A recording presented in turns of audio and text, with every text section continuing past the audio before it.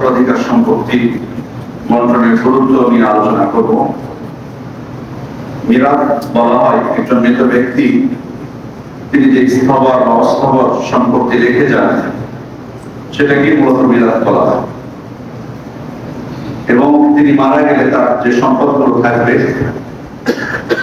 নির্দিষ্ট কিছু উত্তরাধিকারী আছেন যারা এগুলো পেয়ে থাকেন।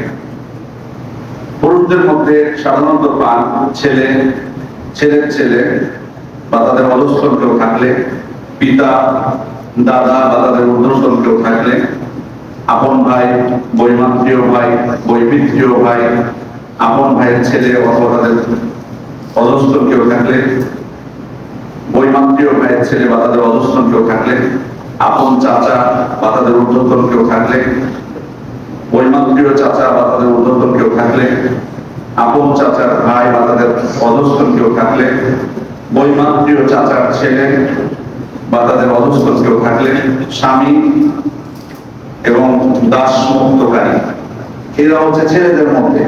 সবাই যে পাবে একসাথে সেটা না, মানে কেউ থাকলে কেউ বঞ্চিত হয়, কিন্তু সাধারণত ছেলেদের মধ্যে, পুরুষদের মধ্যে এনারাই পেয়ে থাকেন। মৃত ব্যক্তির সাথে সম্পর্ক রেখে বলতেছি, একজন ব্যক্তি মারা গেলে তার ছেলে বা তার পিতা বা তারা যারা আছেন তারা পেয়ে থাকে। আর নারীদের মধ্যে সাধারণত যারা উত্তরাধিকারী হন কন্যা, ছেলের কন্যা, স্ত্রী, মা, নানি, দাদি, আপন বোন, বৈমাত্রীয় বোন, বৈপিত্রীয় বোন এবং দাস মুক্তকারিণী নারী। এই উত্তরাধিকারীরা সাধারণত দুই পদ্ধতিতে উত্তরাধিকার প্রাপ্ত হয়ে থাকেন। একটা হচ্ছে ফারক, নির্ধারিত অংশ আছে তাদের, যে মৃত ব্যক্তি মারা গেলে এত পার্সেন্ট বা এত অংশ তারা পাবেন। আর একটাকে বলা হয় তাফসিব, মানে নির্ধারিত অংশের প্রাপ্য যারা প্রাপ্য তাদেরকে দেওয়ার পর বাকি যে অংশ আছে তারা সেটা পেয়ে যাবে। এই দৃষ্টিকোণ থেকে উত্তরাধিকারীদেরকে আবার চার ভাগে ভাগ করা হয়। কেউ আছেন তাদের মধ্যে শুধুমাত্র নির্ধারিত অংশ হিসেবে যেটুকু প্রাপ্ত সেটুকুই পান, তাদের জন্য নির্ধারিত অংশ আছে কোরআনে, তারা এটুকু পাবে, যেমন স্বামী বা স্ত্রী, মা, এরপর দাদি, নানি। আবার কেউ আছেন মাঝে মধ্যে নির্ধারিত অংশ হিসেবে পান, আবার মাঝে মধ্যে আসাবা হিসেবে পান। আসাবা মানে আমি বলেছি যে নির্ধারিত অংশ যাদের আছে তাদের দেওয়ার পর বাকি যে অংশটুকু আছে সেটুকু। আবার তাদের মধ্যে কেউ আছেন মাঝে মধ্যে দুইটাই পান, নির্ধারিত অংশ পান আর আসাবা হিসেবে পেতে পারেন। যেমন পিতা, মৃত ব্যক্তির পিতা, মৃত ব্যক্তি যদি তার কন্যা এবং পিতাকে রেখে মারা যান তাহলে পিতা নির্ধারিত অংশ পাবেন, আবার কন্যাকে দেওয়ার পর যদি কিছু বেঁচে যায় তিনি আবার প্রাপ্ত হবেন। আবার কেউ আছেন যারা মাঝে মধ্যে নির্ধারিত অংশ হিসেবে পান, আবার মাঝে মধ্যে আসাবা হিসেবে পান। আবার কেউ আছেন শুধুমাত্র আসাবা হিসেবেই পান, নির্ধারিত অংশ তাদের নেই, তারা হচ্ছেন 12 জন। সম্মানিত উপস্থিতি, আমাদের সমাজে বিশেষভাবে খুবই প্রচলিত যে উত্তরাধিকার সম্পত্তি যারা প্রাপ্য, যারা হকদার, তাদেরকে তাদের হক থেকে বঞ্চিত করা হয়। এটা খুব কমন একটা বিষয়। এমন কোন অঞ্চল পাবেন না যে সেখানে এমন একটা পরিবার নেই যে তাদের বা এমন কোন ব্যক্তি নেই যে তার উত্তরাধিকার সম্পত্তি থেকে তাকে বঞ্চিত করা হয়নি বা প্রভাবিত করা হয়নি। অঞ্চল বললে মনে হয় ভুল হবে, হয়তো পরিবারের দিকে যদি আমরা বলি যে এমন কোন পরিবার নেই যেখানে ঠিকঠাক মতো সবকিছু দেওয়া হয়, এটা হয়তো বললেও হয়তো খুব বেশি বাড়াবাড়ি হবে না কথাটা। যে খুব কম পরিবারই পাবেন যে প্রত্যেক হকদারকে তাদের হকটা সুন্দরভাবে যতটুকু তিনি প্রাপ্য ততটুকু বুঝে দেওয়া হয়। অথচ একজন মানুষকে তার প্রাপ্য অংশ থেকে বঞ্চিত করা এটা বড় জুলুম। আল্লাহ তাআলা বলেন, ইয়া ইবাদি ইন্নী হারামতু যুলমা আলা নাফসি, হে আমার বান্দারা আমি আমার নিজের উপর জুলুম করাকে হারাম করে দিয়েছি। ওয়া জাআলতুহু বাইনাকুম মুহাররামান ফালা তাযালামু, এবং তোমাদের মধ্যেও একে অপরের উপর জুলুম করাকে আমি হারাম করে দিয়েছি, অতএব কেউ কারো উপরে জুলুম করবে না। এবং একটা জিনিস মনে রাখবেন, জুলুম যদি নিজেদের মানুষের পক্ষ থেকে হয় সেটা যন্ত্রণা আরো বেশি, সেটা ব্যথা আরো বেশি। বাইরের মানুষ যদি জুলুম করে সেটা এক প্রকার, অবশ্যই আপনি কষ্ট পাবেন, ব্যথা পাবেন। কিন্তু যখন জুলুমটা হবে নিজের পরিবার থেকে, তখন এটা যন্ত্রণা বা কষ্টটা মানুষের জন্য আরো বেশি হয়ে যাবে। আর এই ক্ষেত্রে কিন্তু জুলুমটা নিজেদের মানুষরাই করে থাকে, যেহেতু উত্তরাধিকার সম্পত্তি নিয়ে কথা হচ্ছে। আমরা যদি পবিত্র কোরআনের দিকে খেয়াল করি, তাহলে একটা জিনিস, পবিত্র কোরআনে যে বিধিবিধানগুলো আছে, হাদিসের যে বিধিবিধানগুলো আছে, ইসলামের যে বিধিবিধানগুলো আছে, শরীয়তের যে বিধিবিধানগুলো আছে, সেগুলো যদি লক্ষ্য করি, তাহলে একটা বিষয় আমরা দেখতে পাবো যে আল্লাহ তাআলা সালাতকে ফরজ করেছেন আমাদের উপর, কিন্তু পবিত্র কোরআনে সালাতের যাবতীয় বিস্তারিত বিধিবিধান তিনি দেননি। সালাতের রুকুনগুলো, ওয়াজিবগুলো, আহকামগুলো, সুন্নাতগুলো, পদ্ধতিগুলো বেশিরভাগই আমরা সুন্নাত থেকে পাই। যাকাতের ক্ষেত্রে যাকাত আল্লাহ ফরজ করেছেন পবিত্র কোরআনে, কিন্তু যাকাতের বিস্তারিত ব্যাখ্যা, সেটা কোন কোন ক্ষেত্রে যাকাত দিতে হবে, কাদেরকে দিতে হবে এবং কতটুকু গিয়ে প্রাপ্ত হবে, কতটুকু নিসব, কতটুকু বের করতে হবে, সব বিস্তারিত বিধিবিধান কিন্তু আমরা সুন্নায় পাই। এটিও ইসলামের একটি উৎস, সুন্নাহ ওহী, এতে কোনো সন্দেহ নেই। কিন্তু আপনি খেয়াল করবেন যে ফারাইদের উত্তরাধিকার সম্পত্তির যে বিধিবিধান, আল্লাহ তাআলা কিন্তু পবিত্র কোরআনে বিস্তারিত তিনি বিধিবিধান দিয়ে দিয়েছেন। কোরআনে স্পষ্টভাবে বর্ণনা করে দিয়েছেন যে কতটুকু অংশ পাবে। এখান থেকেও কিন্তু এটার বিশেষ গুরুত্ব প্রমাণিত হয়, যেটা আমাদের জন্য কত গুরুত্বপূর্ণ এটা মেনে চলাটা। এরপরে যদি আমরা খেয়াল করি, যে সমস্ত আয়াতগুলোতে আল্লাহ তাআলা উত্তরাধিকারীদের সম্পত্তি বর্ণনা করেছেন, কারা পাবে, কতটুকু পাবে, তিনটি মৌলিক আয়াত রয়েছে। প্রত্যেকটি আয়াত শেষ হয়েছে আল্লাহ তাআলার বিশেষ একটি সিফাত দ্বারা, সেটা হচ্ছে জ্ঞান। আল্লাহ তাআলা প্রতিটি আয়াত শেষ করেছেন তার এই সিফাত দ্বারা। এই তিনটি আয়াত, যে তিন আয়াতে বিস্তারিত বর্ণনা আছে উত্তরাধিকার সম্পত্তি বর্ণনা, যেমন এক আয়াত আল্লাহ তাআলা শেষ করেছেন এভাবে, ফারিদাতাম মিনাল্লাহ, সূরা নিসা 11 নম্বর আয়াত, ফারিদাতাম মিনাল্লাহ ইন্নাল্লাহা কানা আলিমান হাকীমা। এগুলো আল্লাহর পক্ষ থেকে নির্ধারিত অংশ, নিশ্চয়ই আল্লাহ তাআলা সর্বজ্ঞ এবং প্রজ্ঞাময়। সূরা নিসা 12 নম্বর আয়াতে আল্লাহ বলেন শেষে, ওয়াসিয়াতাম মিনাল্লাহ ওয়াল্লাহু আলিমুন হালিম। এগুলো আল্লাহর পক্ষ থেকে ওসিয়ত, আদেশ, প্রদত্ত বিধান, এবং আল্লাহ তাআলা হচ্ছেন সর্বজ্ঞ এবং তিনি হচ্ছেন সহনশীল। প্রত্যেকটা আয়াত খেয়াল করুন, শেষ হচ্ছে তার এই বিশেষ সিফাত দ্বারা। আলিম, তিনি সর্বজ্ঞ, তিনি সর্বজ্ঞানী। অন্য আয়াত সূরা নিসা 176 নম্বর আয়াত আল্লাহ তাআলা বলেন শেষে, ইউবাইয়িনুল্লাহু লাকুম আন তাদিল্লু। আল্লাহ তাআলা তোমাদের জন্য বিস্তারিত বিধিবিধান দিয়ে দিয়েছেন যাতে তোমরা বিভ্রান্ত না হও। আল্লাহু বিকুল্লি শাইইন আলিম, আল্লাহ সর্ব বিষয়ে সম্যক। প্রত্যেকটি আয়াত শেষ হয়েছে এই সিফাত দ্বারা। মুফাসসিরগণ বলছেন এর ব্যাখ্যায়, এর দ্বারা আল্লাহ তাআলা আমাদেরকে ইঙ্গিত দিয়েছেন যে মানুষের মধ্যে কে কতটুকু প্রাপ্ত হবে সেটা আল্লাহ তাআলা অধিক। এই কাকে কতটুকু দেওয়া দরকার, এই সূক্ষ্ম জ্ঞান একমাত্র তারই রয়েছে। অতএব তিনি যেটা তোমাদের জন্য নির্ধারণ করে দিয়েছেন, এটার মধ্যে রয়েছে তোমাদের জন্য কল্যাণ। আল্লাহ তাআলা জানেন যে ভবিষ্যতে এমন কিছু আসবে, ভবিষ্যৎ যারা এই উত্তরাধিকার সম্পত্তি নিয়ে গবেষণা করবে, তাদের নিজের বুঝ দ্বারা তারা মনে করবে যে আমরা খুব সঠিকটাই বলতেছি, কোরআনের বিরুদ্ধে বলে, হাদিসের বিরুদ্ধে বলে আল্লাহ তাআলা যে অংশ দিয়েছেন সেটা বিরোধিতা করছে। পাবেন এগুলো, এর উদাহরণ আপনাদের কাছে আছে, এখনো বিরোধিতা করে, বলে না এটা এইভাবে বলে ভালো হতো, আবার শাসক আবার পরিবর্তন করে আইন। আল্লাহ তাআলা জানেন, এই জন্য আমাদের আগে ইঙ্গিত দিয়ে দিয়েছেন। আমরা মনে করতেছি যে এটা হলো যেখানে জুলুম করা হয়েছে, কিন্তু না, আল্লাহ তাআলা যেটা দিয়েছেন সেটাই আসলে মানুষের জন্য, সেটাই কল্যাণ করে। তিনি হাকিম, তিনি ভালো জানেন কে কতটুকু প্রাপ্য। এই সূক্ষ্ম জ্ঞান তারই রয়েছে। সুতরাং আমি আপনি যত চিল্লাচিল্লি করি না কেন, এটা কোনো মূল্য নেই। আমাদের কাছে মনে হতে পারে যে এটা আমাদের জন্য কল্যাণ করে না, কিন্তু এটাই কল্যাণ করে। যখনই কেউ, আপনি সমাজে দেখতে পাবেন যে বিধানের বিপরীত করতে গেছে, দুনিয়াতেই শাস্তি পেয়ে গেছে। আপনি যারা ব্যক্তিগতভাবে দেখতে চান, যারাই করতে গেছে, সুতরাং শরীয়ত যে বিধান দিয়েছে সেটার বিরুদ্ধে যাবে না।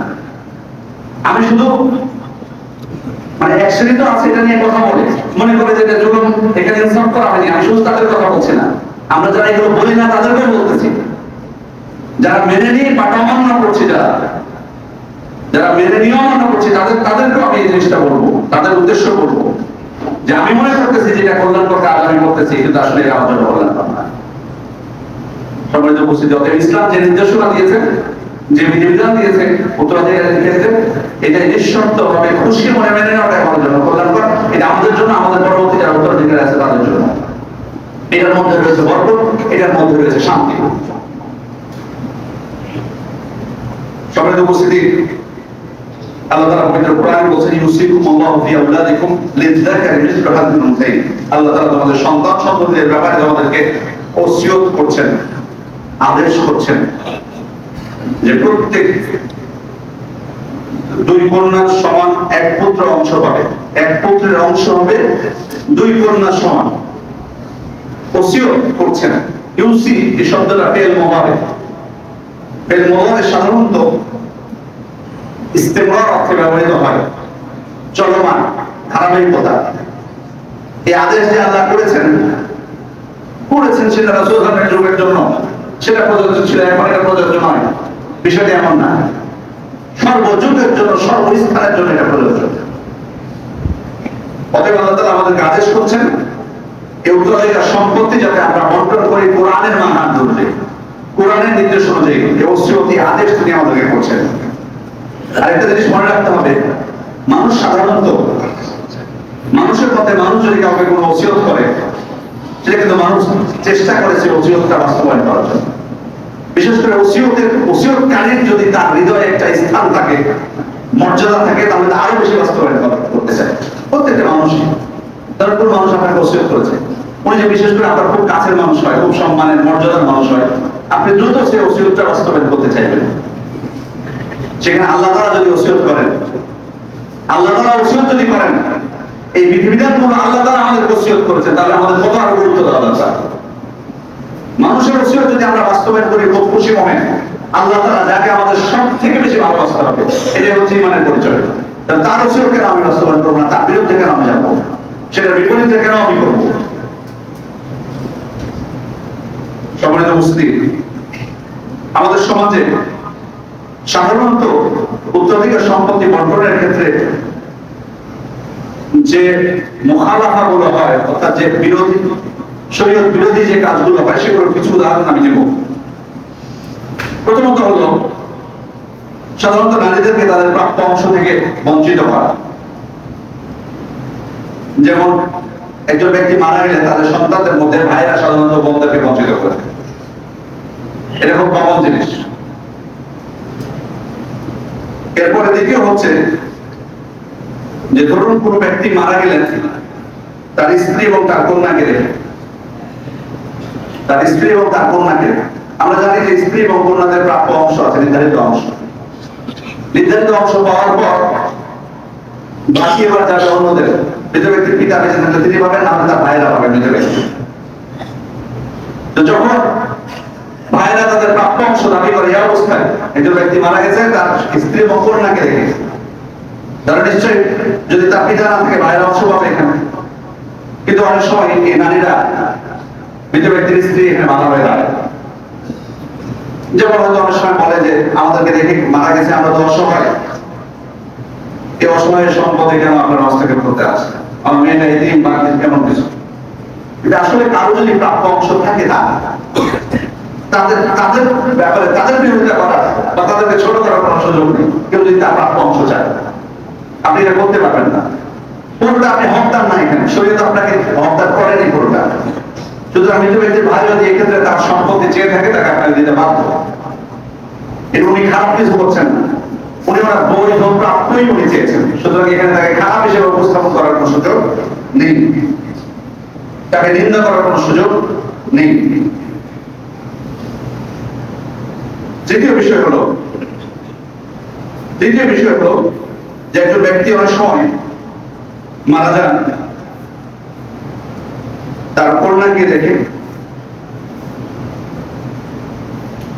বা তিনি যখন দেখেন যে তার সন্তান নেই, সাধারণত এটা খুব বেশি হয় আমাদের সমাজে, আপনারা জানেন।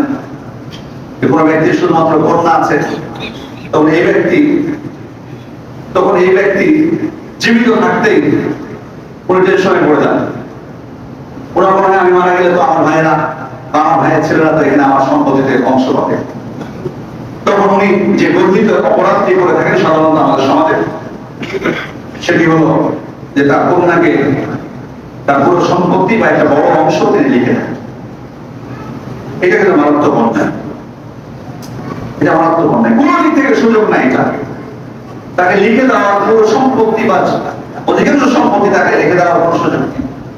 কারণ আপনি এখানে আগে লিখে দিচ্ছেন, আপনি এখানে যারা হকদার হবে তাদেরকে আপনি বঞ্চিত করলেন। একটা বিষয় আসলে এটা তো শুধুমাত্র ইসলাম বিরোধী কাজ না, বরং আকীদাগত বিষয় এখানে চলে আসতে পারে। আকীদাগত বিষয় বলতে আখিরাতের প্রতি ঈমান, আখিরাতের প্রতি ঈমানের ক্ষেত্রে যথেষ্ট ঘাটতি আছে বলেই একজন ব্যক্তি এই কাজটা করে থাকে। কারণ আপনি কিভাবে জানতে পারলেন যে আপনি আগে মারা যাবেন আর আপনার কন্যা জীবিত থাকবে আর ওই সম্পদে এসে আপনার ভাজ্যের অংশ নেবে? হতে পারে আপনার কন্যা আগে মারা যেতে পারে, এমন তো বড় অস্বাভাবিক কিছু যে আপনি বেঁচে আছেন, আপনার কন্যা আগে মারা গেছে। এর উদাহরণ আছে কি? করতে পারে না এটা? শুধু কি ঈমান এটা আমাদের বাস্তবতা আমরা দেখি না? হঠাৎ করে মারা যায় না, অসুস্থ হয়ে অ্যাক্সিডেন্ট হয়ে মারা যায় না? আপনি যে আগে চিন্তা করে বসলেন আপনি আগে মারা যাবেন, আপনার কন্যা পরে মারা যাবে, এখানে তো আপনার আখিরাতের প্রতি ঈমানেরও ঘাটতি আছে যথেষ্ট। সম্মানিত উপস্থিতি, অনেক সময় এই সমস্ত পাপের শাস্তিগুলো আল্লাহ দুনিয়াতে দিয়ে দেন। সত্য একটা ঘটনা বলছি আপনাদেরকে।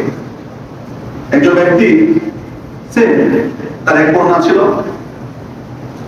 তার কন্যাকে তার দামি বাড়িটা, এটাই ছিল তার সম্পদ। উনি মনে করেছেন যে আমি যদি মারা যাই এখনই আমার ভাইরাও তো হত্যা হবে, ভাইদেরকে বঞ্চিত করার জন্য কন্যাকে লিখে দিয়ে দিতে পারে। ইসলাম কিন্তু নিঃস্ব হওয়াটাকেও সাপোর্ট করে না, যেটা বলবো ইনশাআল্লাহ। এরপরে হয়েছে কি, মেয়ের বিয়ে দিয়েছে, এরপরে মেয়ে অসুস্থ হয়ে যায়। এই মেয়ের স্বামী বুঝতে পারে যে এটা মরণ দেবে, এই মেয়ে বাঁচবে না বেশি। তখন তার স্ত্রীকে বিভিন্ন বুঝিয়ে কৌশলে সে বাড়িটা লিখে নেয় তার স্ত্রীর কাছে। স্বামী কিছুদিন পর মেয়েটা মারা যায়। এই লোক তখন আরেকটা বিয়ে করে এই বাড়িতে উঠে এবং এই মেয়ের পিতাকে বাড়ি থেকে বের করে। এই লোক কোথায় যে আশ্রয় নিয়েছে? ওর ভাইদের কাছে আশ্রয় নিয়েছে, ভাইরা তাকে আশ্রয় দিয়েছে। সত্য ঘটনা, খেয়াল করে দেখুন যে ভাইদেরকে আপনার সম্পত্তি থেকে বঞ্চিত করার জন্য আপনি কৌশলটা করেছিলেন। মনে করেছিলেন যে আপনি বিজয়ী হয়ে গেছেন, আপনার কন্যা সফল হয়ে গেছে, আপনিও সফল হয়ে গেছেন। সে ভাইদের বাড়িতে যে আপনাকে আশ্রয় নিতে হয়েছে।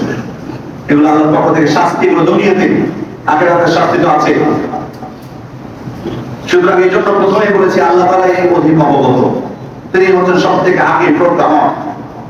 তিনি যেটা আমাদের জন্য নির্ধারণ করে দিয়েছেন সেটার মধ্যে আমাদের জন্য কল্যাণ ছিল। আর আজকে দেখুন বাস্তবে কিন্তু আজকে এই সমস্ত সম্পত্তির ক্ষেত্রে যারা চাইতে চায় তাদেরকে নিন্দা করা হয়।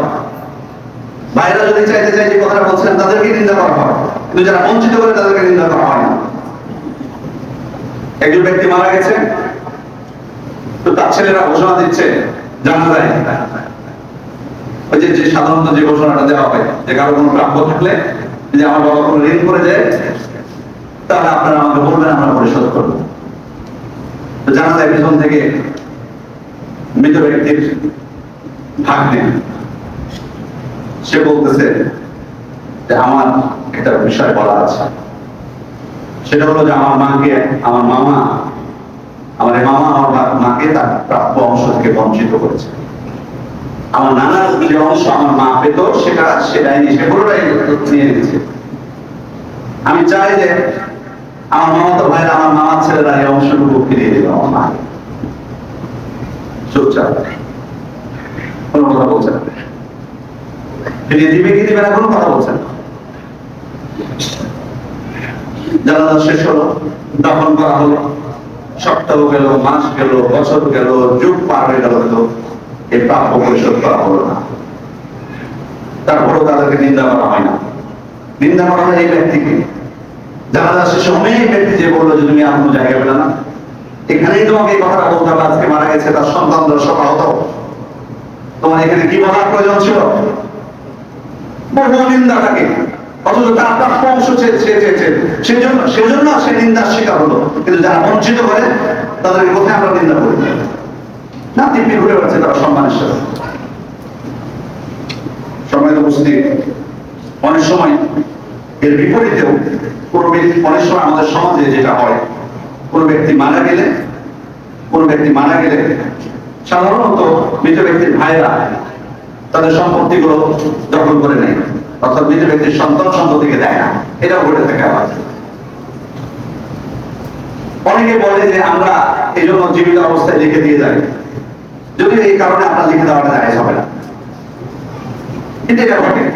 কিন্তু ব্যক্তি মারা গেছে, তার সন্ততিকে বাদ দিয়ে ভাইরা সব সম্পত্তি লুটে নেয়।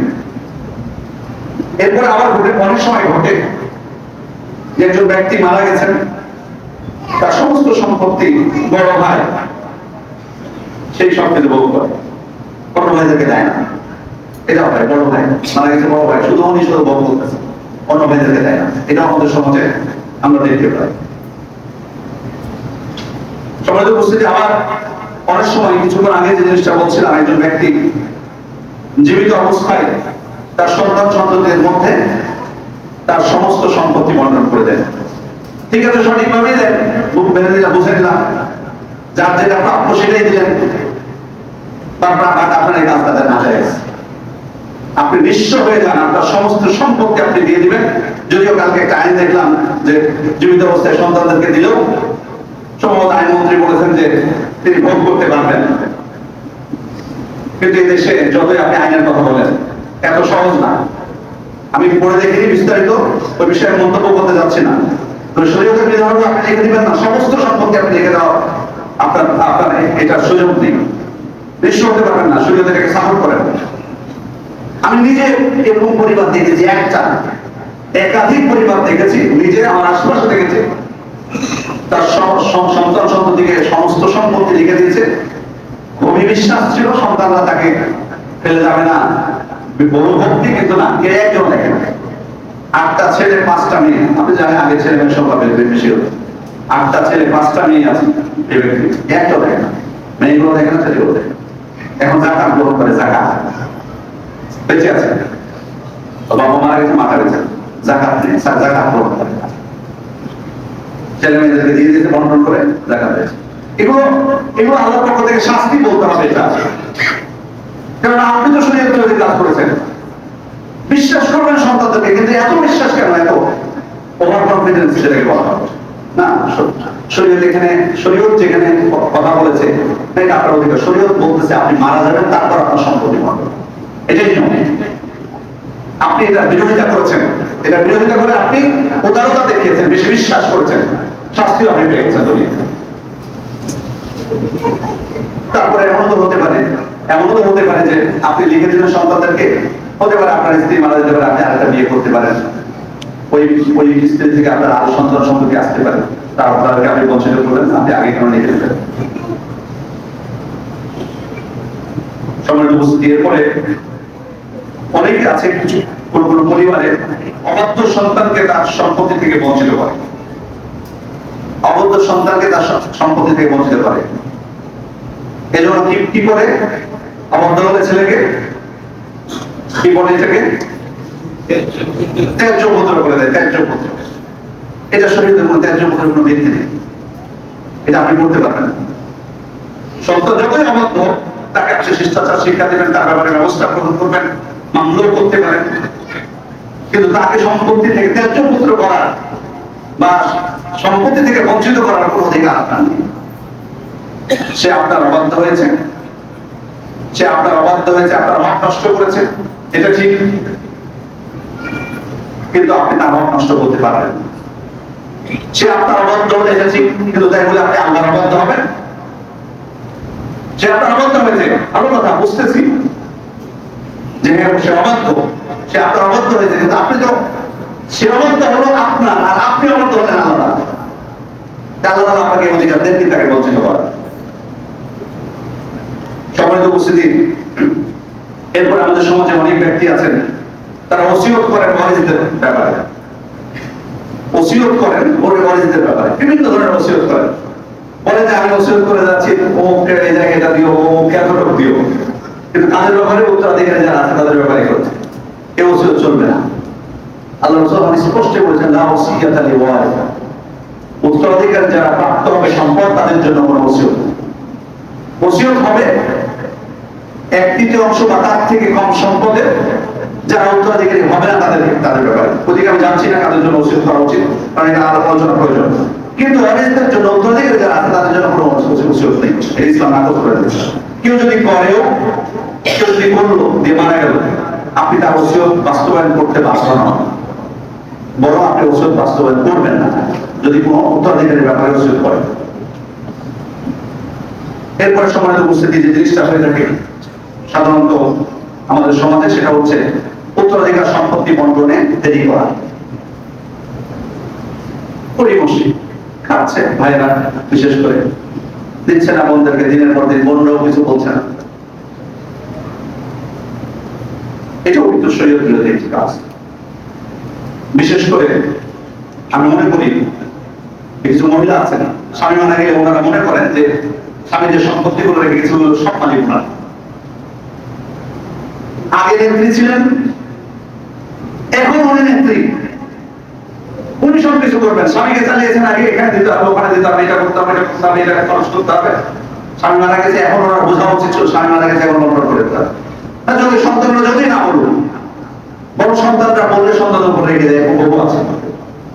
আপনি মসজিদের মধ্যে যারা আছে তাদের মধ্যে পাবেন, আমি খারাপ ধারণা করছি না, তাই বলতে পেতেও পারেন, প্রত্যেক সমাজে এই ধরনের আছে, বৃদ্ধাদের মধ্যে আছে। আমি জন্য বলবো বিধিবিধান পালন করেন, বা এক্ষেত্রে সমস্যা এটা করার কোনো অধিকার নেই। আপনি যতদিন খাবেন, যতদিন আপনি পরিচালনা করবেন, ভোগ করবেন, এগুলো সব আরাম হবে। আপনার স্বামী মারা গেছে, সাথে সাথে আপনার সন্তান সন্ততি যারা প্রাপ্য অধিকার যাদের, তাদেরকে ডেকে বলে তুমি তোরা ভাগ করে দেবে। আপনার 7 সন্তান বা 5 সন্তান, হ্যাঁ বলুন এক সন্তান এসে যে মা সমস্যা নেই খাবো, তাদের মধ্যে একজনের প্রয়োজন হতে পারে, আপনার কোনো মেয়ের প্রয়োজন হতে পারে। সময় তো বুঝতে এরপরে আরেকটি যেটি করে থাকে, অনেক সময় কোন ব্যক্তি মারা গেলে তার খুব কাছের যারা বা পরিবারে যারা থাকে তারা অনেক সময় অনেক সম্পদগুলো লুকিয়ে ফেলে। এটা হয় অনেক সময়, যে ধরুন কোন ব্যক্তি গ্রামে আছে, তার 3 ছেলে, এক ছেলে শুধু ওনার সাথে থাকে, 2 ছেলে বাইরে থাকে।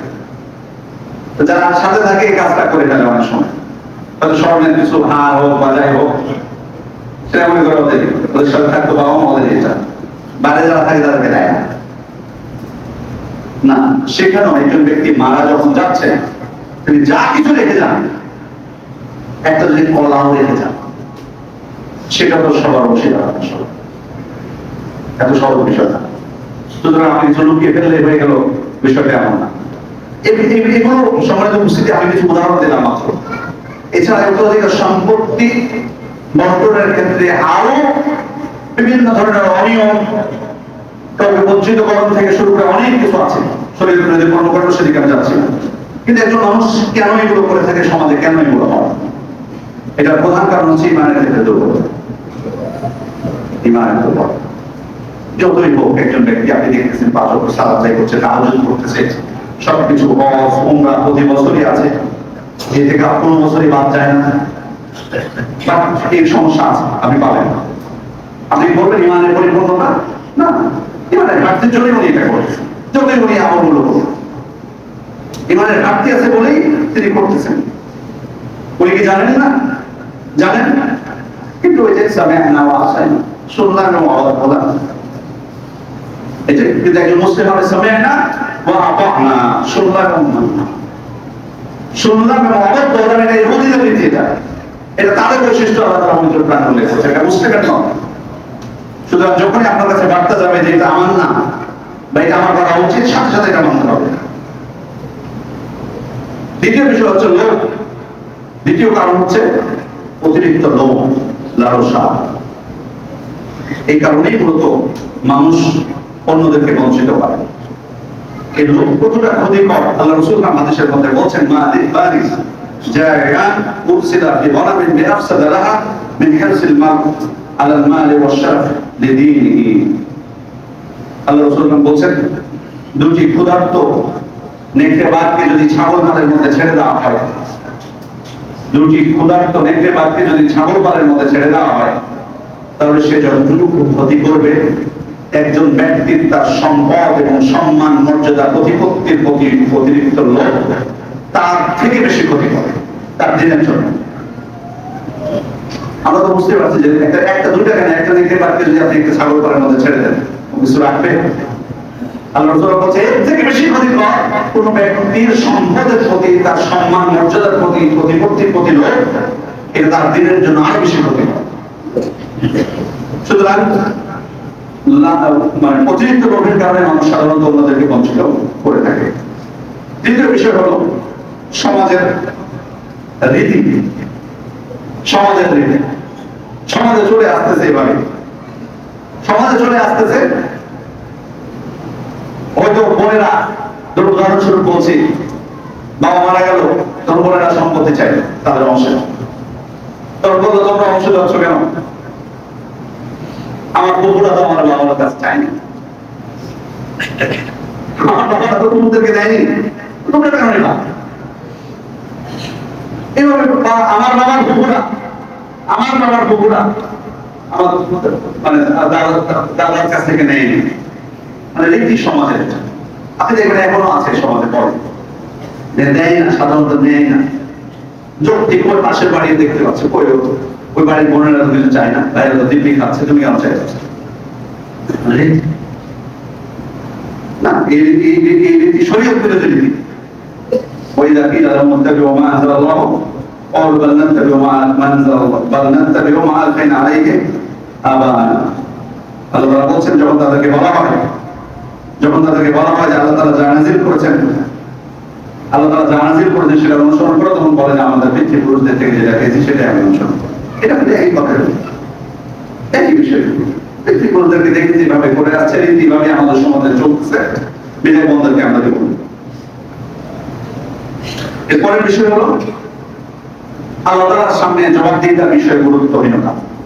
এই ভয় আমাদের মধ্যে, এই ভয় না থাকার কারণে আমরা বঞ্চিত করি যে আল্লাহ তাআলার সামনে আমাদেরকে দাঁড়াতে হবে, আমাদেরকে হিসাব দিতে হবে, জবাবদিহি করতে হবে। এই ভয় না থাকার কারণে যাবে। অথচ আল্লাহ রাসূল সাল্লাল্লাহু আলাইহি ওয়াসাল্লাম তিনি সামান্য বিষয়ের মতো আশঙ্কা করতেন, ভয় পেতেন। দেখুন সহিহ মুসলিমের বর্ণনা, সহিহ বুখারীর বর্ণনা, উবাই ইবনে হারিস রাদিয়াল্লাহু আনহু বলছেন, সাল্লাল্লাহু আলাইহি নবী সাল্লাল্লাহু আলাইহি ওয়াসাল্লাম ফিল মদিনা আল আসর, আমি একদিন আল্লাহ রাসূলের পিছনে আসরের সালাত পড়লাম। ফাসাল্লামা সুম্মা কামা মুসরিআ, এরপর তিনি সালাম ফিরার পরপরই খুব দ্রুত উঠে গেলেন। ফাতাখাত্তা রিকাবান নাস ইলা বা'থ হুজরাত নিসাই, এরপর মানুষের ঘাস টপকে তিনি তার কোন এক স্ত্রীর ঘরে যে প্রবেশ করলেন, হুজরায় প্রবেশ করলেন। ফাতাজিআন নাস মিন সুরআতিহি, মানুষ ভয় পেয়ে গেল তাদের তাড়াহুড়া দেখে, কারণ তিনি তো অন্যদিন এমনটা করেন না। তার সালাম ফেরানোর পরে এত দ্রুত তিনি মানুষের ঘাট টপকে চলে যাচ্ছেন, ব্যাপার কি? এরপর আল্লাহ রাসূল বের হয়ে আসলেন, তারা আন্নাহুম আজিবু বিল সুরআতি, তিনি খেয়াল করলেন যে তার দ্রুত যাওয়ার কারণে তার আশ্চর্য হয়ে গেছে, তার মধ্যে কনফিউশন তৈরি হয়েছে, কি হয়েছে আসলে, কি ঘটনা ঘটলো। তখন তিনি বলেন, যাকারতু শাইআন মিন তিবরিন ইনদানা ফাকারিতু আইয়াহদিসানি ফাআমারতু বিইসমাতিহি, আমার মনে পড়ে গেছে সালাতের মধ্যে যে আমার কাছে স্বর্ণের বা রৌপ্যের একটা টুকরো থেকে গেছে মানুষের সাদাকা। আমি চাচ্ছি না যে এই জিনিসটা আমাকে সব আমল থেকে আবদ্ধ করে দিই, এই জন্য আমি দ্রুত যে সেটা বন্টন করে দিতে আদেশ করলাম। কোন হাদিসেও আছে আল্লাহ রাসূল চাননি যে আল্লাহ তাআলার সাথে এমন অবস্থায় সাক্ষাৎ করবেন যে কোন বিষয় মানুষের হক তার উপরে আছে। এতটুকু আর আমরা কতটুকু চাপিয়ে দিতে চাই, আমাদের কোনো ভয় নাই, নির্ভয়, আমাদের কোনো টেনশন নাই, কিছু নাই। কত মানুষের সম্পদ আত্মসাৎ করছে। সম্মানিত উপস্থিতি, আমাদের সালাতের মধ্যেও যারা আমাদের মুসলিম ভাই বোন যারা ছিলেন বিপদ দিনে, তাদের মধ্যেও এই বিষয়ে সচেতনতা, এমন মানুষও ছিলেন, খাঁটি ইমানদার মানুষও ছিলেন যারা এই সমস্ত বিষয়ে ভয় পেয়েছেন। কয়েকটা দৃষ্টান্ত আপনাদেরকে দিব। ইবনে জাওজি ঘটনাগুলো উল্লেখ করেছেন। একজন ব্যক্তি কাপড়ের ব্যবসা করতেন, তো উনি ব্যবসা করার সময় কোন একজন নারী তাকে বিয়ের প্রস্তাব দেয়। উনি তখন ওই নারীকে বলেন যে আমার তো, আমি আমার চাচাতো বোনকে বিয়ে করেছি, আমার স্ত্রী আছে, আমার সন্তান সন্ততি আছে, আমি তাদেরকে রেখে তোমাকে আমি বিয়ে করতে পারবো না, তারা কষ্ট করে। তো উনি বললেন যে সমস্যা নেই, আপনি আমাকে বিয়ে করেন, আমাকে অতিরিক্ত সময় আপনাকে দিতে হবে না। বিয়ে করলেন, 20 দিনের মধ্যে কিছু সময় ওই বাড়িতে দিতেন, যে কারণে বাড়িতে বুঝতে পারেন। তবে একজন মানুষ তার যদি স্বাভাবিক গতিবিধির বাইরে যায়, তাহলে কিছুটা কিন্তু অনুমান করা যায় যে কিছু একটা পরিবর্তন। তার স্ত্রী, আগের স্ত্রী, তার মধ্যে কিছুটা পরিবর্তন বুঝতে পারেন। তখন তিনি তার দাসীকে বললেন বা কাজের মেয়েকে বললেন যে তুমি একটু খেয়াল করবা, সারাদিন যাই কোথায়। উনি দিনের মধ্যে যান, একটা সময় 1 ঘন্টা 2 ঘন্টা কাটানো বাড়িতে, খেয়াল করলেন, জিজ্ঞেস করলেন প্রতিবেশীদেরকে, তারা বলল হ্যাঁ অমুক নারীকে তিনি বিয়ে করেছেন, এটা তার স্ত্রী। তারপরে সে বাড়িতে জানালেন, কিন্তু তার স্ত্রী তার কিছুই বলেন, শুধু সংবাদটা দিয়েছেন, কিছুই বলেন। তার কিছুদিন পরে এই ব্যক্তি মারা যায়। তারপর সন্তান সন্ততিদের প্রাপ্য অংশ দেওয়ার পর স্ত্রীরা যে 8 ভাগের 1 ভাগ পান, সে 8 ভাগের 1 ভাগ ওই নারী নিয়ে 2 ভাগ করে 1 ভাগ তার ওই কাজের মেয়েকে বলছেন যে তার যে আরেক স্ত্রী ছিল তার বাড়িতে দিয়ে আসে। উনি ওই অংশ নিয়ে বাড়িতে গেলেন। তখন ওই নারী বলছে ঠিক আছে, আমি শুনেছি মৃত্যু সংবাদ, তবে তোমাকে আমি অবহিত করতে চাই যে এই ব্যক্তি আমাকে মৃত্যুর কয়েক মাস আগে তারা দিয়েছে, অতএব আমি এই সম্পদের হকদার নই, আমি আমার ইজ্জত থেকেও বের হয়ে গেছি, অতএব তুমি তার প্রথম স্ত্রীর কাছে যে সমস্ত সম্পত্তি কি ফিরে দাও। খেয়াল করে দেখুন সততা, এটা কি বলে সততা? এমন বলা যাবে এখন? সুবহানাল্লাহ, খুব কষ্টকর, জানি না আছে আল্লাহ ভালো থাকতে পারে। সম্পদ দেখুন, দুইজনের ক্ষেত্রে দেখুন, একজন নিতে চাচ্ছেন না যে আরেকজন যে স্ত্রী ছিল তার প্রথম স্বামীটাকে বুঝে দিব, আরেকজন বলছে না আমাকে তারা দিয়েছে, অত সুযোগ ছিল না। সমস্যা কি? কেউ তো জানতো না। উনিও বলতে পারতেন প্রথম স্ত্রী যে আমাকে তো জানায়নি, সমস্যা কি? আমি গোপনে জেনেছি, লুকিয়ে জেনেছি, ওটা আলাদা বিষয়, তাকে দিব কেন আমি? না, যখনই জানতে পেরেছে যে আরেকজন আছে, হক যারা আছে তাদের হক তারা পৌঁছে দিতে চেয়েছে। একজন ব্যক্তি মারা গেছেন, ওই সময় তার স্ত্রী রুটি করার জন্য আটা মাখাচ্ছিলেন, খাবার তৈরি করছিলেন। যখনই মারা গেছে সাথে সাথে রেখে দিয়েছেন আটা। উনি বলছেন যে আটা আগে এটা আমার সম্পদ ছিল, আমার অধিকার ছিল, এখন মৃত ব্যক্তি যেহেতু মারা গেছেন, এই আটা তার যত উত্তরাধিকার আছে সবার অংশ আছে আটার মধ্যে, ওদের আমি একাই বক্ষণ করবো না। বাতি জ্বলছিল, সাথে সাথে বাতি নিভিয়ে দিয়েছেন। কেন নিভিয়ে দিয়েছেন?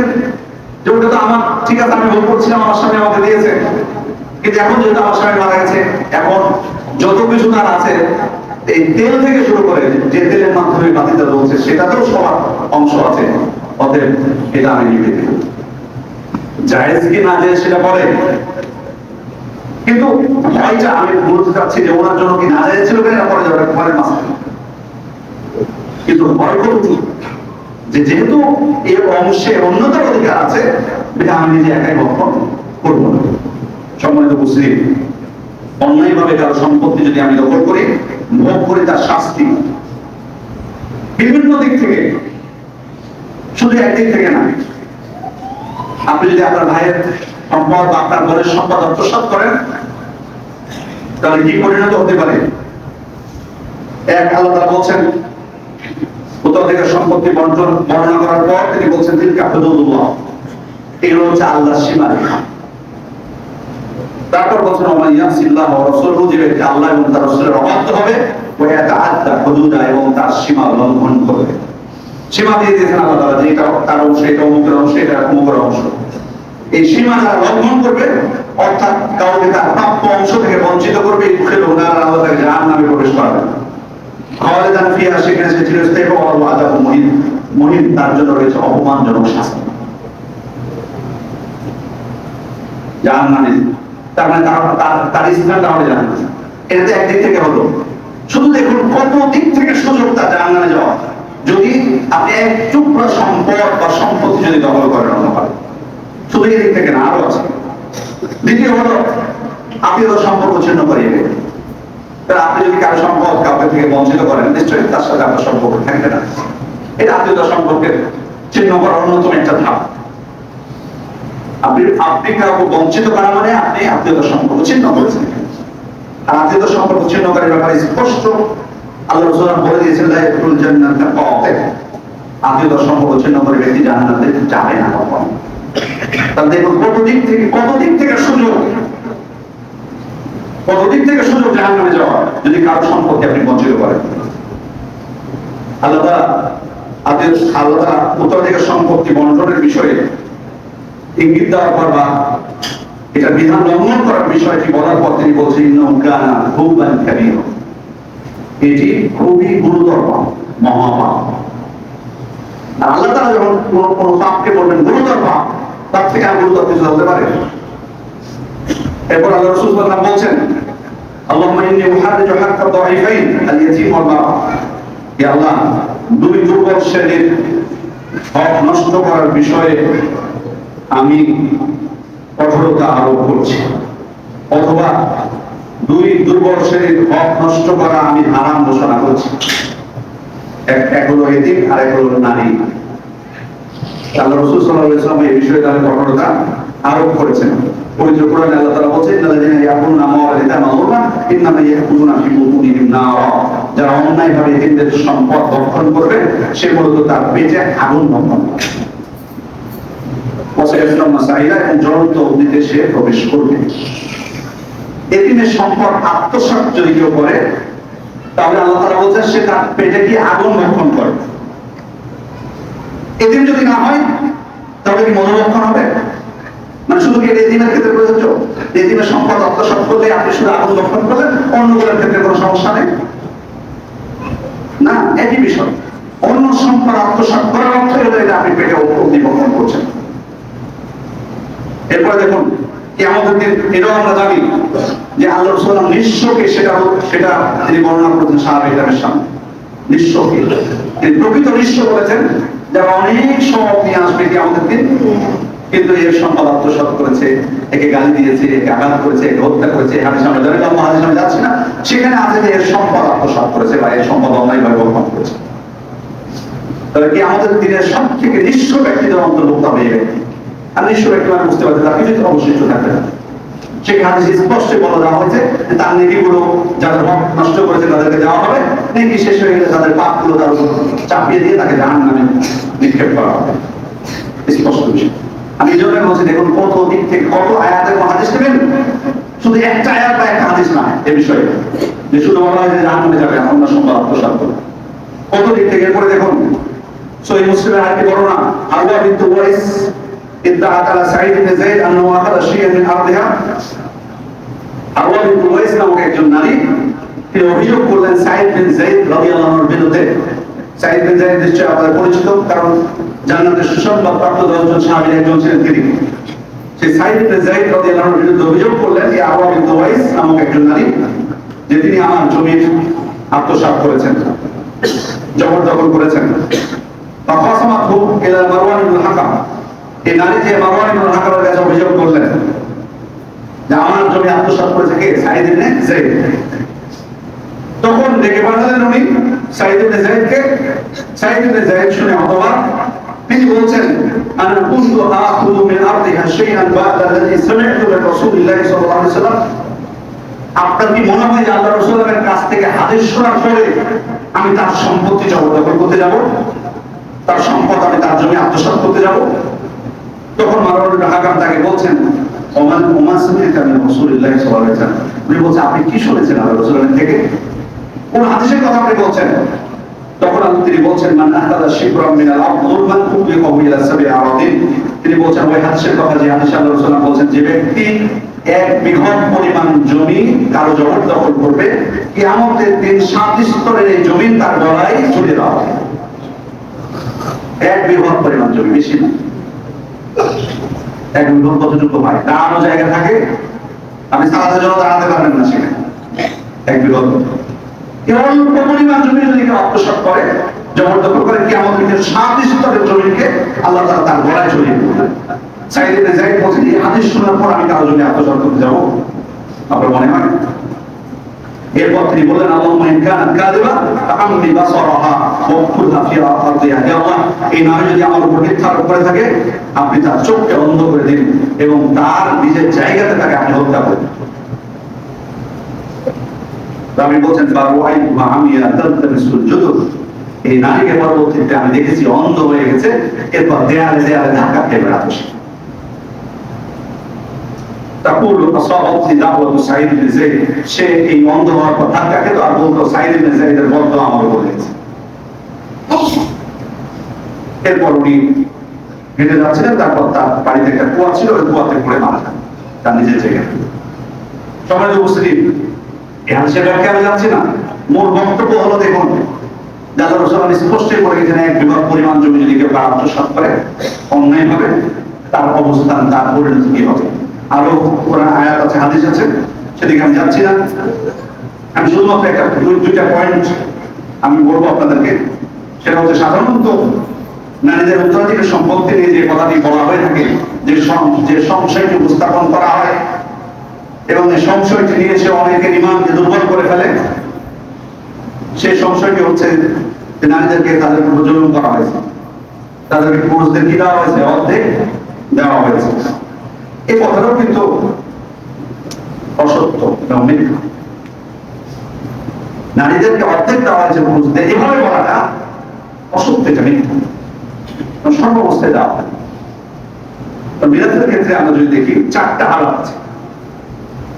হ্যাঁ, একটা অবস্থা আছে যেখানে নারীরা পুরুষদের অর্ধেক পায়, এটা একটা, কিন্তু এটা 4টা অবস্থাতে মাত্র পায়।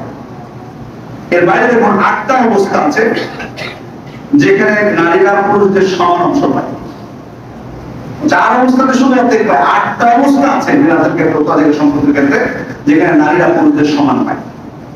কোনো মৃত ব্যক্তি মারা গেলে তার বাবা মা যদি থাকে, বাবা মা সমান অংশ পায় সেখানে। পুরুষ নারী এখানে এক সমান হয়ে গেল। বাবা পাবে 6 ভাগের 1 ভাগ, মাও পাবে 6 ভাগের 1 ভাগ, যদি সন্তান যদি থাকে। এটা উদাহরণ মাত্র। এরপরে প্রায় 10টা অবস্থা আছে যেখানে নারীরা ছেলেদের তুলনায় বেশি পায়। এমন অবস্থা পাবে, নারীরা ছেলেদের তুলনায় বেশি পায়, পুরুষদের তুলনায় বেশি পায়। পুরো মৃত ব্যক্তি, যেমন উদাহরণস্বরূপ বলছি, পুরো মৃত ব্যক্তি,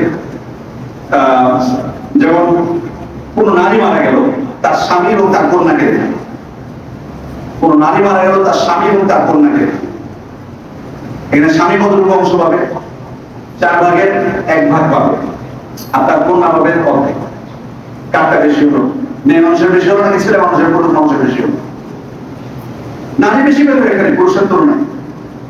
এভাবে আরো বেশ কিছু অবস্থা আছে সম্মানিত উপস্থিতি। হ্যাঁ, কিছু অবস্থা আছে যেখানে আমি আগে বলেছি যে অর্ধেক পায়, কিন্তু আমরা জানি যে আল্লাহ তাআলা, আমি প্রথমেই বলেছি, তিনি হচ্ছেন সূক্ষ্ম বিচারক। তিনি সূক্ষ্ম বিচার করেছেন, তিনি দিয়েছেন কিছু অবস্থাতে।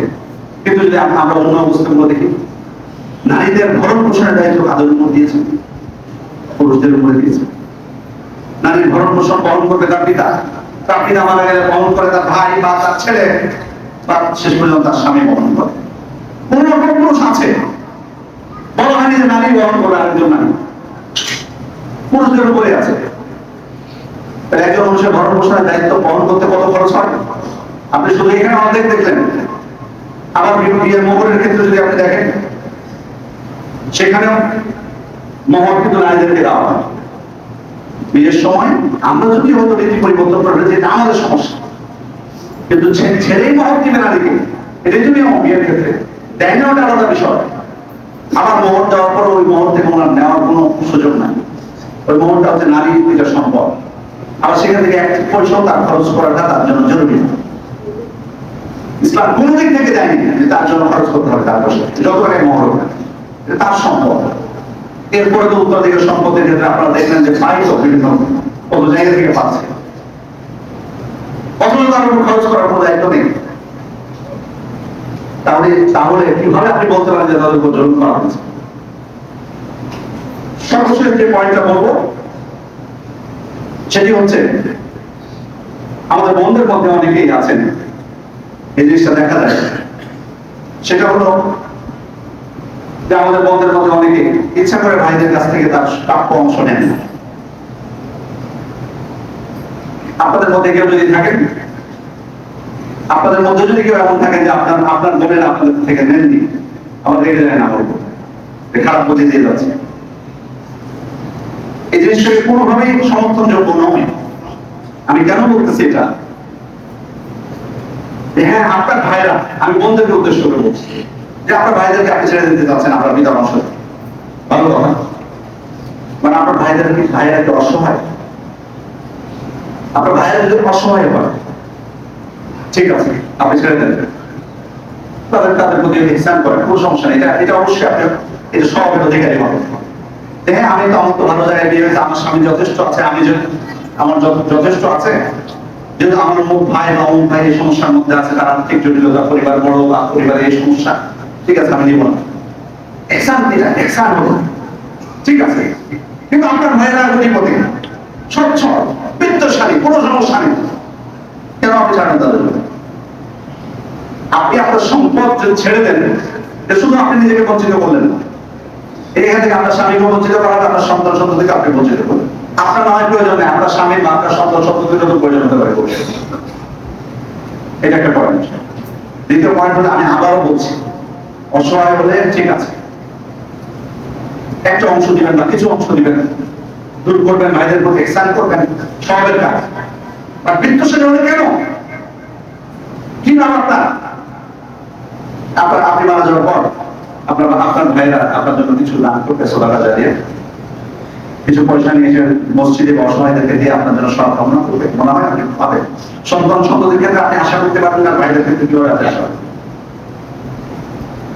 আপনার আখিরাতের ব্যাপারে ঠিক আছে, ভালো কথা, ভাইদের প্রতি খুব সহায় হলেন, কিন্তু আপনার মৃত্যুর পরের বিষয়টি আপনি চিন্তা করছেন। আপনার প্রয়োজন নেই, কিন্তু আপনি অফ করে দেন, আপনি সাদাকা করে দেন, এটা করে তাহলে আপনি লাভবান হবেন। আপনি তাদেরকে দিয়ে কি লাভ হবেন? দেখা যাবে যে আপনার এই সম্পত্তি তারা অবৈধ খাতে খরচ করছে, তাদেরকে আপনি সহযোগিতা করলেন। এই জন্য আমি অনুরোধ করবো, আখিরাতের বিষয়টা যেন আমাদের মাথায় রাখে সর্বাবস্থাতে। আমি সবাইকে বলছি, শুধু এই বোনদেরকে না, যারা কন্যাদেরকে অন্যায় ভাবে ভাইদেরকে বঞ্চিত করার জন্য সম্পত্তি লিখে দেন, তাদেরকেও বলছি আখিরাতের ভয় করুন। আল্লাহ এমনিতে আমাদেরকে জাহিল বলে দেন। মানুষ দেখুন, আমরা কেন করি এটা? কন্যার প্রতি মানে দয়া দেখাতে চাই না, কন্যার প্রতি দয়া দেখাতে চাই, আমার কন্যাটা যাতে ভালো থাকে, এই জন্য তো আপনি করেন। আপনার কন্যা যাতে আপনার মৃত্যুর পর ভালো থাকে, এই জন্য কন্যাকে সব লিখে দিয়ে দিলেন। আপনার মৃত্যুর পর আপনার ভালো থাকা দরকার নেই, আপনার কন্যার ভালোটা দিয়েছেন আপনি।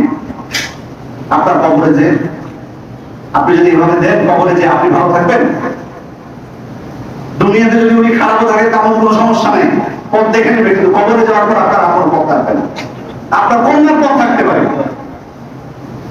যে আপনার থেকে যতটুকু পাওয়ার ততটুকু শুধুমাত্র যদি পেলে তার অবস্থা খারাপ হয়, অন্য পথ আছে, কিন্তু আপনার কোনো পথ থাকবে না কবরে। দয়া রাখাতে হবে, মায়া থাকতে হবে সন্তান সন্ততির প্রতি, কিন্তু জাহেল হলে হবে না। এটা কিন্তু জাহেলের পরিচয়। আমি কবরে যে আমলে করবো, কিন্তু আমার মেয়ে ভালো হবে, এটাই আসল জাহেল। এটাই আসল মূর্খতা হচ্ছে এটা। কেন আপনি নিজেকে অসহায় করবেন? আপনি কেন আমলের মধ্যে করতে যাবেন? আপনার কন্যা একটা পয়সা আপনার জন্য খরচ করবে, আপনি যেটা দেখে যাচ্ছেন তার জন্য মায়ের জন্য একটা পয়সাও খরচ করবেন।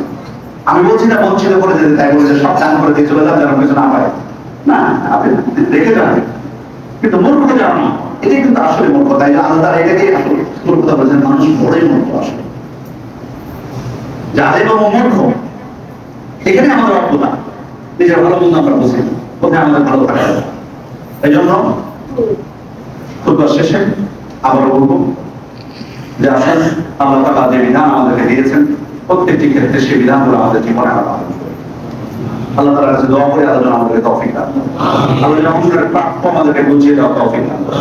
আমাদের দ্বারা কোনো মানুষের যাতে হক নষ্ট না হয়, বিশেষ করে আমাদের পরিবারের সদস্য, আত্মীয়-স্বজন, উত্তরাধিকারী যারা আছে তারা যেন কোনোভাবে ক্ষতিগ্রস্ত না হয়। আল্লাহ আমাদেরকে তৌফিক দান করুন। আমিন। বারাকাল্লাহু লানা ওয়া লাকুম ফিল কুরআনিল মাজিদ ওয়া নাফা'নি ওয়া ইয়্যাকুম বিমা ফীহি মিনাল আয়াতি ওয়াল যিকরিল হাকীম। أقول ما تسمعون وأستغفر الله لي ولكم ولجميع المسلمين من كل ذنب فاستغفروه وتوبوا إليه إنه هو التواب الرحيم.